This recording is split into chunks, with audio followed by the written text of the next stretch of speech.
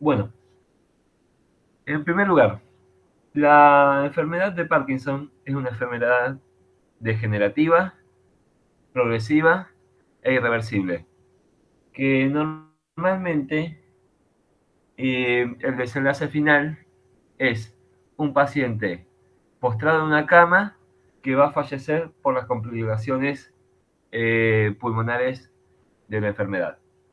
O sea, por la inmovilidad que causa y la incapacidad que causa dicha enfermedad. Generalmente terminan falleciendo por tromboembolia pulmonar y edema agudo de pulmón. Eh, el objetivo del tratamiento es retrasar ese final y mejorar la calidad de vida del paciente. Para eso, no solamente sirven los medicamentos, sino que tiene que ser un tratamiento multidisciplinar, en donde tiene que participar el, el neurólogo o clínico que trate al paciente, también kinesiólogos, porque el paciente va perdiendo la movilidad gradualmente. Y también es fundamental que participen fonoaudiólogos, porque el paciente va perdiendo el habla y la posibilidad de deglutir y, bueno, y de hablar, como dije anteriormente. Entonces, es una enfermedad muy discapacitante. El eje principal de, de la enfermedad fundamentalmente es la levodopa. Después existen otros tipos de medicamentos. La levodopa tiene una característica que es que va perdiendo eficacia a lo largo del tiempo. Entonces, no hay consenso sobre lo que voy a decir ahora, pero hay muchos neurólogos o hay cierta cantidad de neurólogos que prefieren retrasar el inicio de la administración de levodopa en un paciente con Parkinson. O sea, cuando ya la sintomatología, por ejemplo, la rigidez, la bradicinesia, el temblor, que son que es la tercera característica de la enfermedad de Parkinson, más otros síntomas, empiezan a interrumpir su vida cotidiana. Pero hasta ese entonces prefieren no administrar la levodopa porque saben que en algún momento va a dejar o va a perder su eficacia. Ya saben que la enfermedad de Parkinson no se cura. Bien, vamos con levodopa. La levodopa también, como les decía anteriormente, también tiene una característica que tiene una vida media de 1 a 3 horas. Y cuando se administra, disminuyen toda la sintomatología del Parkinson. Sin embargo, cuando la concentración plasmática empieza a decaer, vuelven a aparecer los síntomas hasta la nueva toma de la medicación. Se administra 3 veces por día, se empieza administrando de 50 a 125 miligramos 3 veces por día y se puede llegar a administrar 250 a 500. Bien, ahora sí, algunas características farmacocinéticas. Tiene una biodisponibilidad muy baja, o sea, del 40%, y no solo los alimentos retrasan eh, y disminuyen su absorción, sino también la absorción de la levodopa está influenciada, por ejemplo, por el pH gástrico, por la motilidad gastrointestinal. Eso va a determinar la, el tiempo en el que la levodopa va a estar en presencia con las enzimas degradadoras, por ejemplo, la MAO o la eh, descarboxilasa, dopamina descarboxilasa. Se distribuye, bueno, llega al sistema nervioso central, pero les comento, la levodopa es un precursor de dopamina, es descarboxilado por la dopa descarboxilasa y se transforma en dopamina. La dopamina después metabolizada por la MAO y por la CON. Si nosotros diéramos levodopa solo, llegaría a menos del 1% al encéfalo.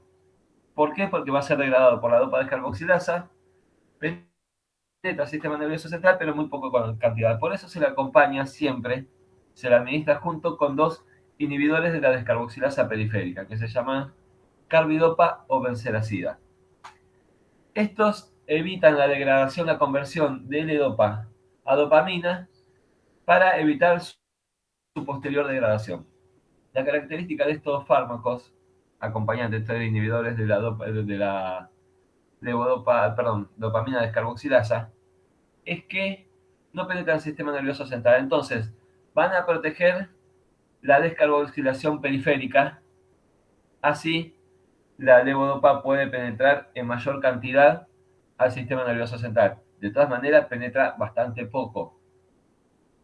Y una vez que esté en el sistema nervioso central, ahí es descarboxilada por la descarboxilasa central y ahí se convierte en dopamina. Bueno, ese ingreso al sistema nervioso central lo hace a través de un transportador de aminoácidos aromáticos. Las proteínas de la dieta pueden interrumpir o pueden competir con ese transportador. Entonces, conviene que la levodopa la consuman 2 horas antes de la alimentación o 2 horas después. Justamente por eso, porque compite por el transportador de aminoácidos aromáticos. Bien, y obviamente el metabolismo se produce por la monoaminoxidasa y por la CON. Fíjense, las estrategias que vamos a ver, es muy cortita la clase, pero las estrategias que vamos a ver son las siguientes. Aumentar digamos, el sistema dopaminérgico. Para ello, o damos un precursor de dopamina por vía exógena, o si no, otras cosas que podemos hacer, por ejemplo, es o estimular los receptores dopaminérgicos con agonistas, o inhibir las enzimas degradadoras, inhibir la MAO o inhibir la CON. Y esas son las estrategias del tratamiento de Parkinson.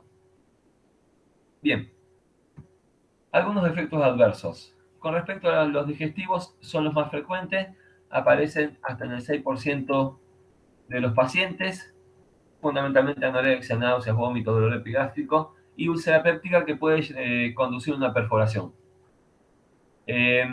Después tenemos los cardiovasculares que aparecen con una incidencia de 1%, fundamentalmente hipotensión ortostática y arritmias. La hipotensión se produce fundamentalmente por la estimulación de los receptores dopaminérgicos. Eso produce vasodilatación. Y la arritmia puede ser o esa vasodilatación produce una descarga simpática refleja o también por acción de la dopamina que estimula los receptores beta. Puede ser causado por cualquiera de las dos circunstancias. Y con respecto a los efectos adversos del sistema nervioso central, los voy a dividir en dos. Uno serían agudos, que son psíquicos, y hay uno neurológico, y después los neurológicos, que son crónicos. Dentro de los agudos de los efectos adversos psíquicos tenemos confusión, alucinaciones, depresión, manía, paranoia, insomnio, ansiedad, pesadilla, aumento de la libido, psicosis tóxica y convulsiones, que es neurológico. Pero esos son los agudos. Tiene una incidencia de 1 a 4%, o sea, son los que le siguen en frecuencia la aparición a los digestivos. Son bastante frecuentes los efectos adversos psíquicos. Y ahora bien, los neurológicos, que son crónicos. Tenemos las discinesias. ¿Saben lo que son las discinesias? Las discinesias son movimientos involuntarios, anormales y exagerados. Este está relacionado con la dosis y también están relacionados con la upregulation. La levodopa deja de funcionar aparentemente o pierde su eficacia por la upregulation. Y no se puede aumentar la dosis mucho de la levodopa porque va a producir discinesias que ya son, digamos, muy graves. Entonces no se puede aumentar la dosis porque se generó tolerancia. Mucho. Sí, hasta cierto momento. Esas son las discinesias. Después tenemos el fenómeno on-off, o también llamado fenómeno de encendido y de apagado. Ese fenómeno se caracteriza por periodos, que vamos a llamarlo on, donde el paciente responde demasiado a la medicación. em, o sea, donde aparecen discinesias. Le está respondiendo mucho el paciente. Y después tenemos periodos off, donde el paciente no tiene ninguna respuesta terapéutica a la medicación. Son periodos que van sucediendo, no es que ocurren constantemente. Ocurren, después desaparecen, vuelven a ocurrir y así sucesivamente. Después tenemos el fenómeno yo-yoing. Es un fenómeno que se caracteriza por asinesia, pero esa asinesia es absoluta. O sea, el paciente no tiene movilidad prácticamente, hipotonía y no tiene temblor. Tampoco está relacionado con, con la dosis. Esos son efectos adversos crónicos y fundamentalmente los fenómenos on-off y yo-yoing no están relacionados con la dosis. Algo que me olvidé de decir, a los efectos gastrointestinales y a los efectos cardiovasculares, o sea, ¿se acuerdan? Náuseas, vómito, úlcera gástrica, hipotensión ortostática, arritmia, a eso se les genera tolerancia, o sea que a lo largo del tiempo van a desaparecer. Y hay otro que se llama síndrome neuroléptico maligno, que si no se trata es mortal. Este síndrome neuroléptico maligno está relacionado con la suspensión brusca. Piensen ustedes, tenemos upregulation de los receptores, o sea, hay más receptores dopaminérgicos. Esa sería la cuestión, hay más receptores. Entonces, la suspensión brusca produciría un fenómeno que se llama síndrome neuroléptico maligno, que se caracteriza fundamentalmente por hipertermia, por temblor, si no me equivoco, y alteración de la conciencia, o temblor o hipertonía, no me acuerdo. Temblor, no es hipertonía, va. Rigidez, ahí está. Hay un tratamiento que se llama dantrolene. El síndrome neuroléptico maligno está producido de hecho, por liberación de calcio de el sistema retículo endoplásmico. O sea, se produce por apertura de los canales de reanodina. ¿Se acuerdan los canales de reanodina que están en el retículo sarcoplásmico? Los vimos fundamentalmente cuando hablamos de digitálicos. Ahí hablamos del canal de reanodina, que el calcio producía estimulación del canal de reanodina. Bueno, el síndrome neuroléptico maligno puede llegar a ser mortal y algo que cabe aclarar es que no solamente ocurre con la levodopa o con la suspensión bloqueada de la levodopa. El síndrome neuroléptico también puede aparecer con anestésicos generales y con antipsicóticos. Son síndromes, en otros casos son efectos adversos clase B. Bien, y esto es el tema de levodopa. Faltan las interacciones medicamentosas, antes de que me olvide. Con respecto a las interacciones medicamentosas, estas son las que menciona el Goodman, creo. Piridoxima, vitamina B6. La piridoxina, ustedes saben que es la vitamina B6 y es un cofactor. Y es un cofactor de la descarboxilación de la levodopa. Entonces, si transforma más levodopa en dopamina, se va a degradar más rápido, va a perder el efecto de la levodopa. Hay que evitar la combinación de estos fármacos. Después, con respecto a los antipsicóticos, y acá hay que prestar bastante atención, porque como efectos adversos ustedes ya saben que la levodopa produce náuseas y vómitos, ¿sí? Y muchas veces se requiere el uso de un antiemético. Los antieméticos, hay varios tipos de antieméticos, pero los antieméticos son antipsicóticos.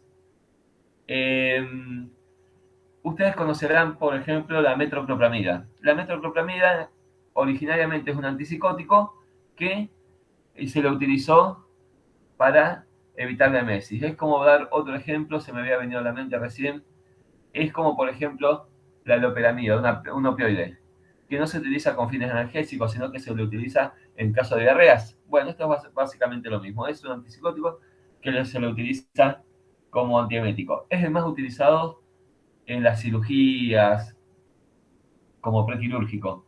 Bueno, no se puede dar metoclopramida a estos pacientes, porque la metoclopramida bloquea los receptores dopaminérgicos.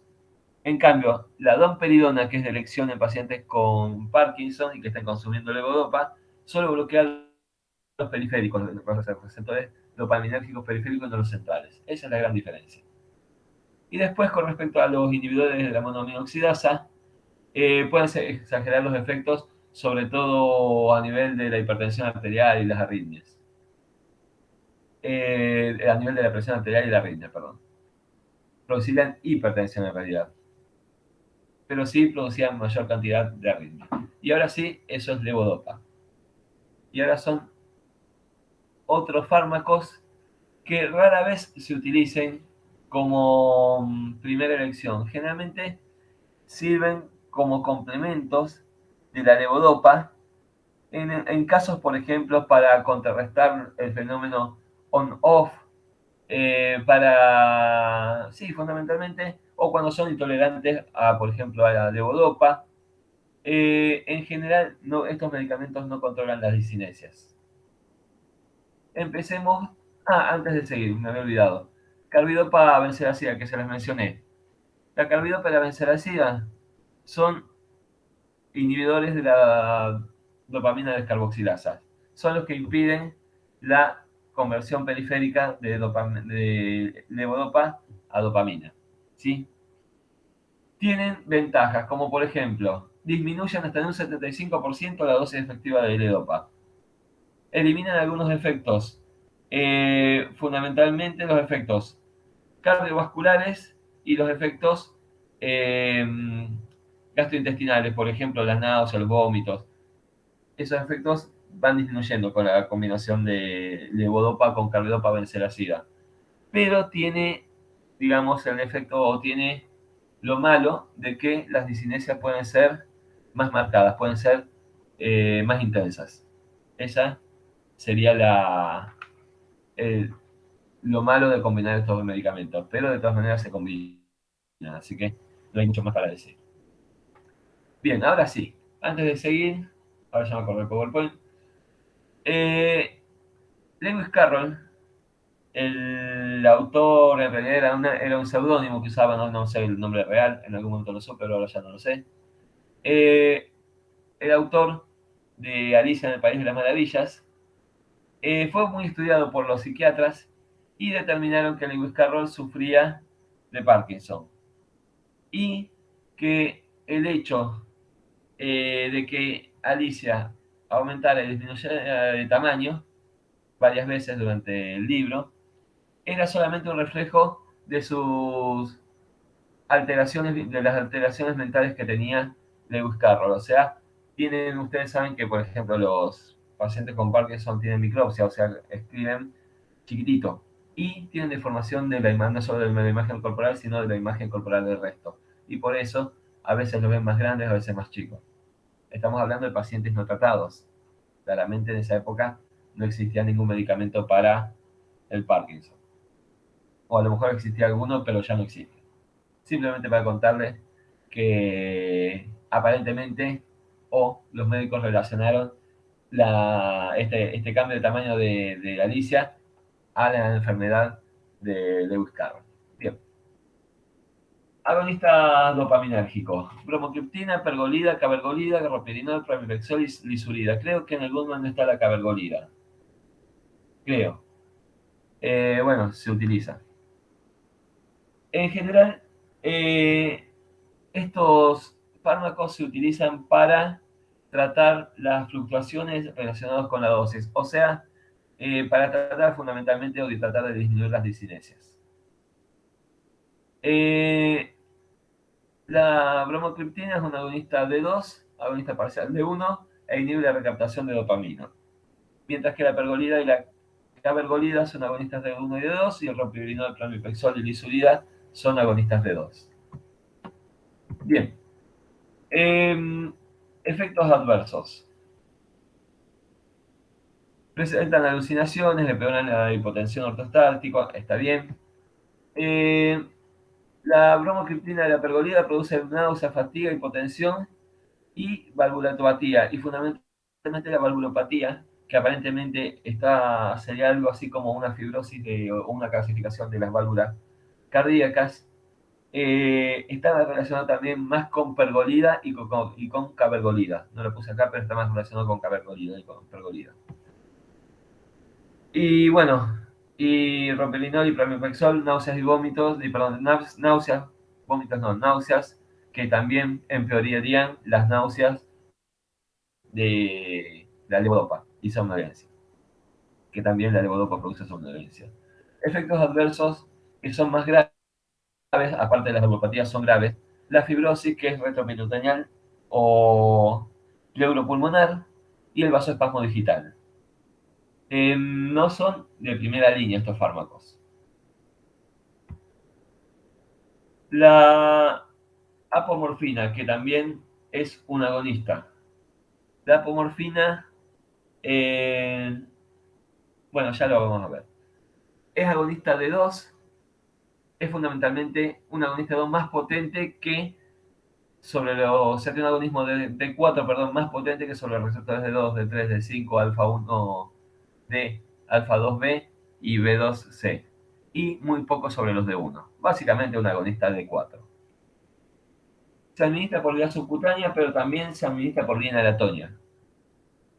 Es muy emetógeno. O sea, siempre o casi siempre, si se va a utilizar por morfina, que no es de primera línea obviamente, hay que combinarla con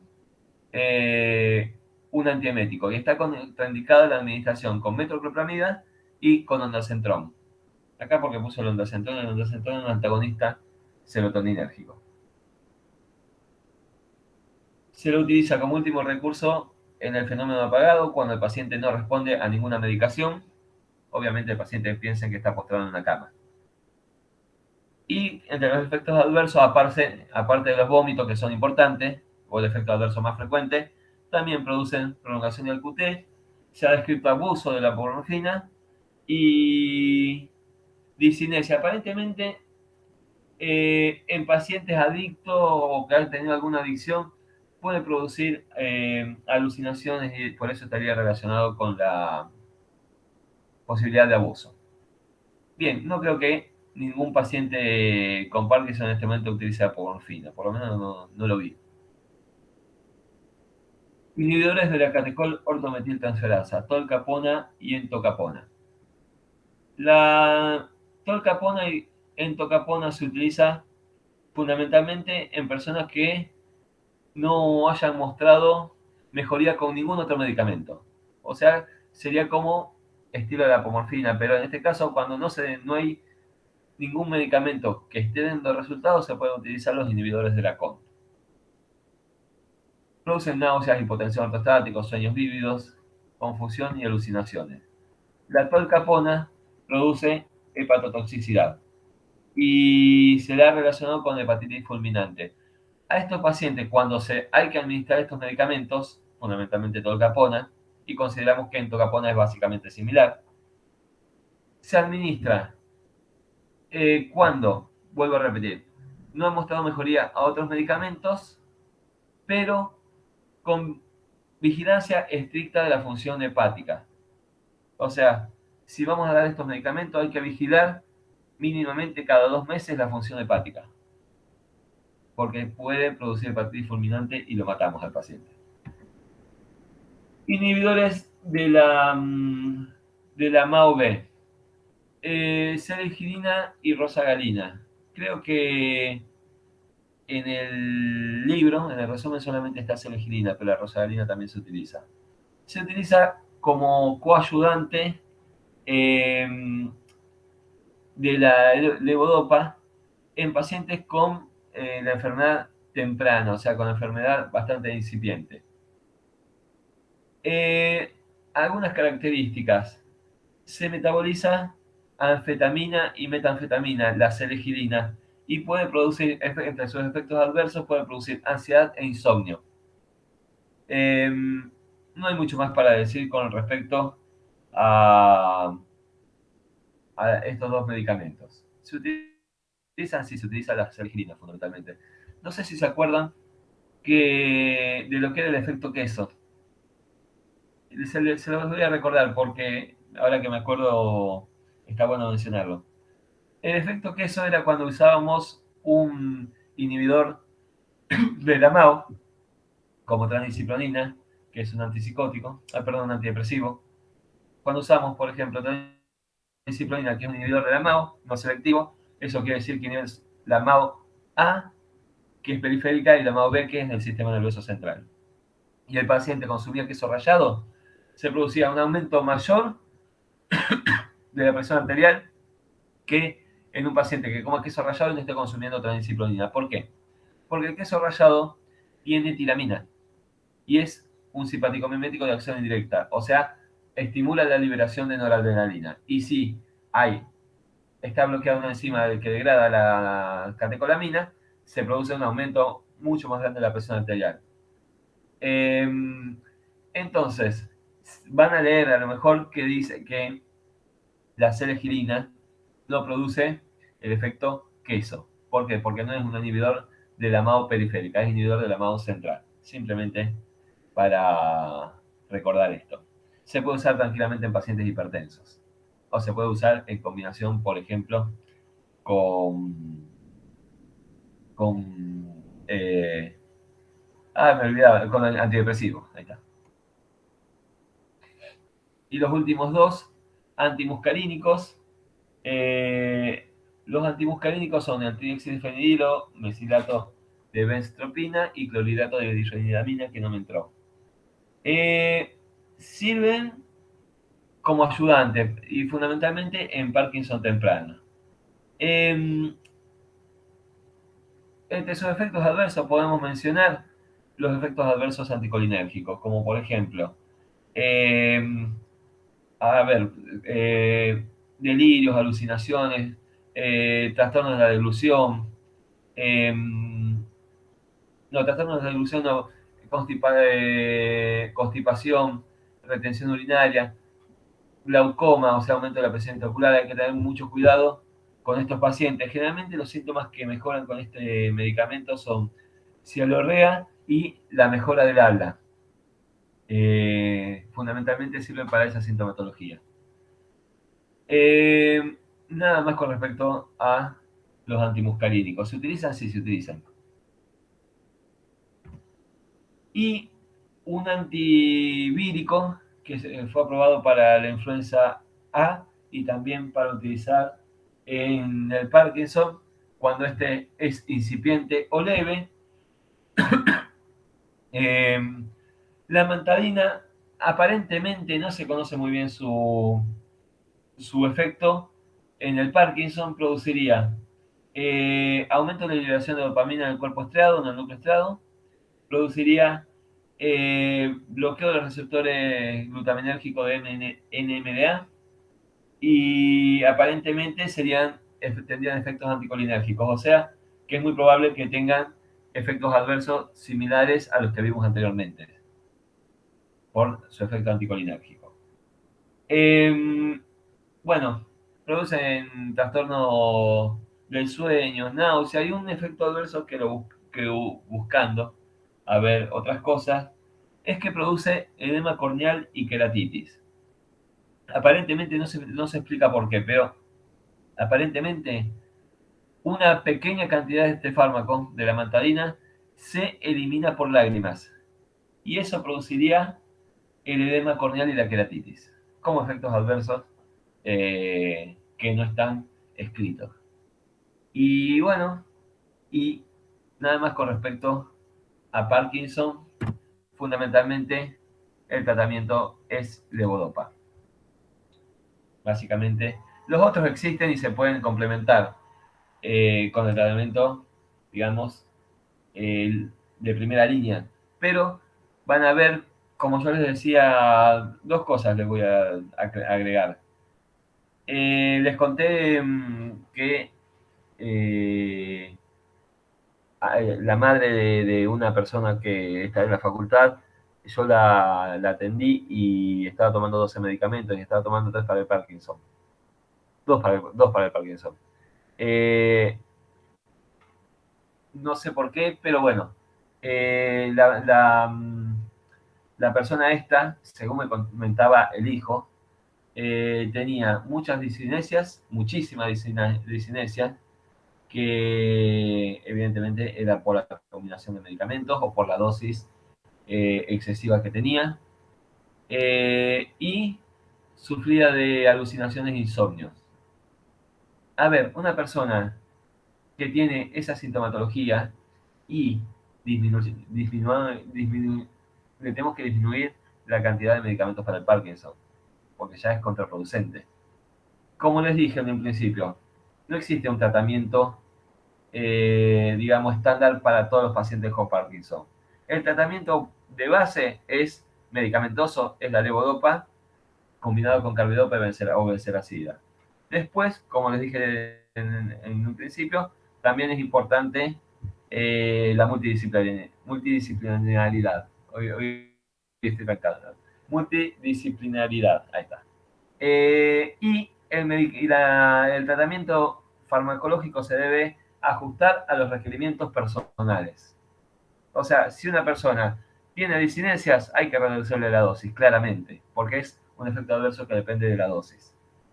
Si el paciente tiene fenómenos on-off o Sjögren, bueno, no hay mucho para hacer. Ahí se le puede combinar otro medicamento fundamentalmente para tratar estos cambios, digamos, estas alteraciones, que no dependen de la dosis, pero sí se pueden mejorar con la combinación de otro medicamento.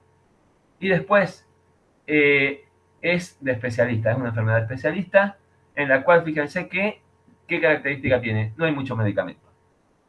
Y con esto terminamos. Quiero aclarar que mi viejo se murió el año pasado de Parkinson, justamente. O sea, por las complicaciones del Parkinson. Así que, por eso, porque estuve no sé cuántos años con, digamos, en contacto con un paciente y el peor paciente del mundo que tenía la enfermedad. Después empecé a conocer a otros pacientes con Parkinson y por eso digamos, me dediqué bastante a estudiar la enfermedad. Es una enfermedad muy de mierda y no se la deseo a nadie. Bueno, ¿alguna pregunta? ¿Siempre se da combinada, Emma, la levodopa con los inhibidores? ¿O se puede dar Perdón, no te sola? escuché. ¿Levodopa Que con? siempre se combina con los inhibidores Sí, de sí, la sí, siempre. discapacidad. Sí, siempre. Porque si Bien. no, más o menos, para hablar rápidamente, se absorbe solamente el 40%, porque tiene una biodisponibilidad muy mala. Si uno, o sea, usando carbidopa y benseracida, o benseracida, puede llegar a lo mejor un 20% al sistema nervioso central. Si no lo utilizaríamos, llegaría a un 1%, con suerte. Entonces, es por eso que siempre vienen combinados. O sea, ya viene la caja así, ya viene el fármaco, viene combinado directamente, no lo puedes conseguir lo del levodopa solo. Claro, perfecto. Bueno, nada más, la clase que viene vamos a ver antidepresivos, que antidepresivos voy a hacer fundamentalmente porque los antidepresivos más utilizados, ¿cuáles son?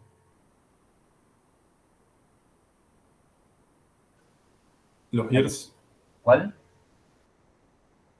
Los inhibidores de los la... inhibidores de la captación de serotonina. Exactamente. Voy a hacer bastante hincapié, más hincapié en los inhibidores los inhibidores de la recaptación de serotonina. Y después voy a hablar, por ejemplo, de los antidepresivos tricíclicos en comparación con los inhibidores de la recaptación de serotonina. También va a ser una clase corta, pero eh, porque voy a hacer fundamentalmente concentrarme en lo que son los inhibidores de la recaptación. Y voy a dar toda una teoría con respecto a eso. Bueno, chicos, nos vemos el miércoles, ¿sí? Si no hay ninguna pregunta más. Vale, Emma, gracias. Bueno, nos vemos. Chau, chau. Bárbaro, gracias. A Chao. ustedes.